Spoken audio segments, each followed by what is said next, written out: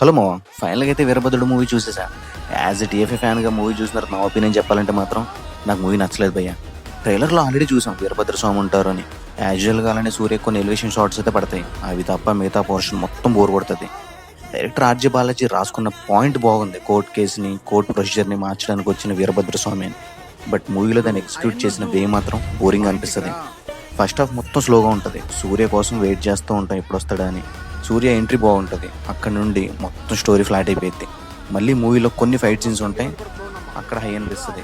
Comedy ఏంటంటే మూవీలో 3 or 4 fight scenes ఉంటాయి, కొట్టించుకునే మళ్ళీ వచ్చి కొట్టించుకుంటారు భయ్య. దెబ్బలు తగ్గే గ్యాప్ కూడా ఎవరు విలన్స్కి 15 minutesకో ఫైట్ ఇరుకు. ఫైనల్గా మూవీ చూడాలా లేదా అని మీకు డౌట్ ఉంటే మాత్రం సూర్య ఫ్యాన్స్ అయితే వెళ్ళొచ్చు ఎలివేషన్స్ అండ్ ఫైట్ సీన్స్ కోసం. మిగతా వాళ్ళు అయితే మీ ఇష్టం. ఫైనల్గా ఇంకో పాయింట్ ఉంది, లాస్ట్ 15 minutes అయితే సూర్య వీరభద్ర స్వామి రూపంలో ఒక సీన్ ఉంటుంది, అది మాత్రం బాగుంటుంది. సరే మా నెక్స్ట్ వీడియోకి వెళ్దాం. జై హింద్. మొత్తం నా జీవితం అంతా అంధకార బంధం అయిపోయింది.